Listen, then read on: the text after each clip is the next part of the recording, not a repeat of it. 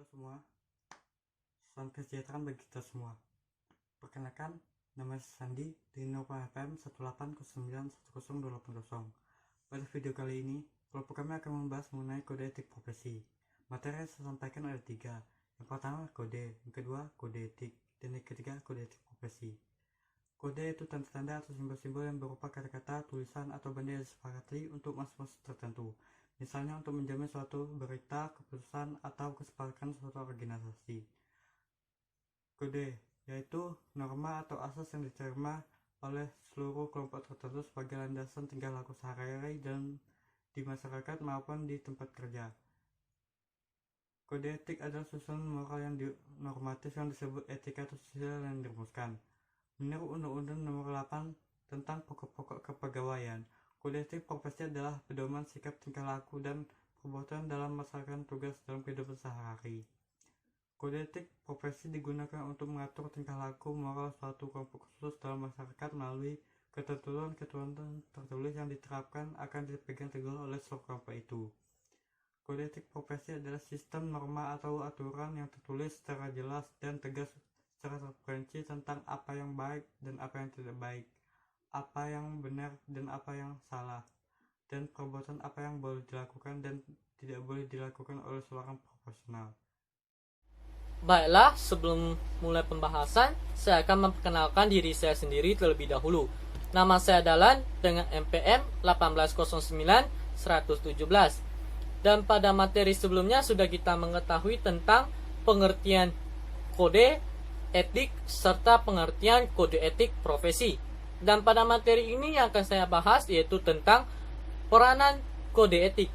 Dalam peranan kode etik ini ada terbagi menjadi 5, yaitu yang pertama inspirasi dan tuntunan, dan yang kedua dukungan, dan yang ketiga pencegahan dan disiplin, dan yang keempat pendidikan dan pemahaman timbal balik, dan yang kelima mendukung citra profesi di mata publik. Yang pertama-tama yang akan kita bahas yaitu inspirasi dan tuntunan. Kode etik dapat menimbulkan inspirasi dan menjadi tuntunan yang bersifat umum dalam perilaku secara etis. Dan yang kedua, dukungan.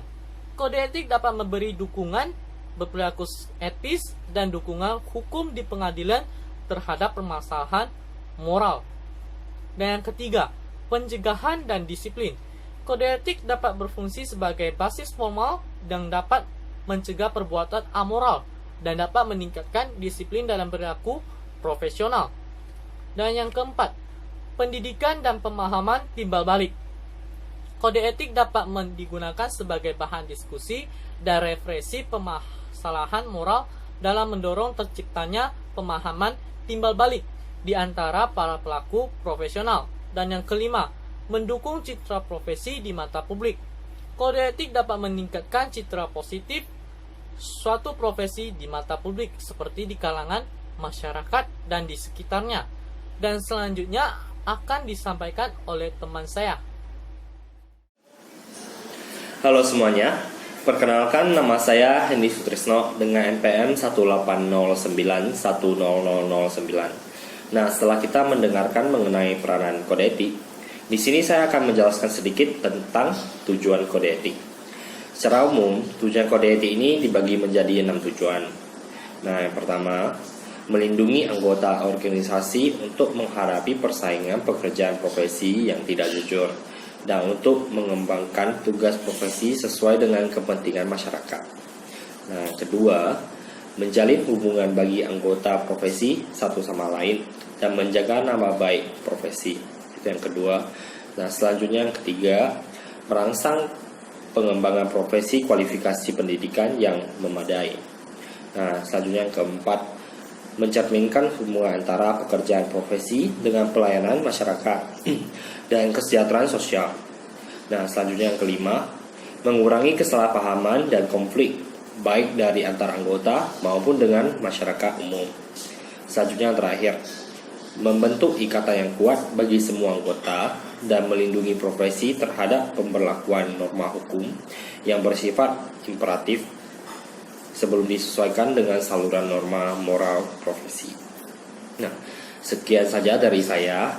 Materi selanjutnya akan dijelaskan oleh teman saya, Saudara Sutianto. Terima kasih. Halo semuanya, perkenalkan saya bernama Sutianto ber-NPM 180910147. Sebelumnya materi yang sudah dibahas adalah tujuan kode etik dan selanjutnya akan dijelaskan oleh saya adalah fungsi kode etik profesi dan karakteristik kode etik bagi profesi. Fungsi kode etik profesi memberikan pedoman bagi setiap anggota profesi tentang prinsip profesionalitas yang digariskan. 2. Sebagai sarana kontrol sosial bagi masyarakat atas profesi yang bersangkutan. Mencegah campur tangan pihak di luar organisasi profesi tentang hubungan etika dalam keanggotaan profesi. Etika profesi sangat dibutuhkan dalam berbagai bidang. Karakteristik kode etik bagi profesi. 1. Merupakan produk etika terapan yang dihasilkan berdasarkan konsep-konsep pemikiran etis atas suatu profesi tertentu. 2. Merupakan hasil self-regulation dari profesi itu sendiri yang mewujudkan nilai-nilai moral yang dianggap hakiki dan pada prinsipnya tidak pernah dipaksakan dari luar. 3. Dijiwai nilai-nilai dan cita hidup dalam kalangan profesi itu sendiri, maka tidak efektif apabila keberadaannya ditentukan dari pemerintah, instansi atau atasan. 4. Bertujuan mencegah terjadinya perilaku yang tidak etis. 5. Dapat berikut dan diubah sesuai perkembangan iptek. Ini penjelasan dari saya, akan dilanjutkan oleh selanjutnya. Perkenalkan, nama saya Chandra Wijaya dengan NPM 1809186. Kali ini saya akan membahas beberapa isu seputar kode etik. Yang pertama itu ada menjual obat tidak yang terdaftar. Berarti dia menjual obat ilegal, tidak ada izin yang terdaftar. Yang kedua, mendiagnosa penyakit dan menentukan pengobatannya, terutama untuk penyakit berat yang menggunakan obat keras. Yang ketiga, menceritakan penyakit atau resep pasien kepada orang lain yang tidak berhak. Dan yang terakhir itu ada toko obat melayani resep, seharusnya tidak boleh. Demikian pembahasan tentang kelompok kami mengenai kode etik profesi dalam dunia farmasi.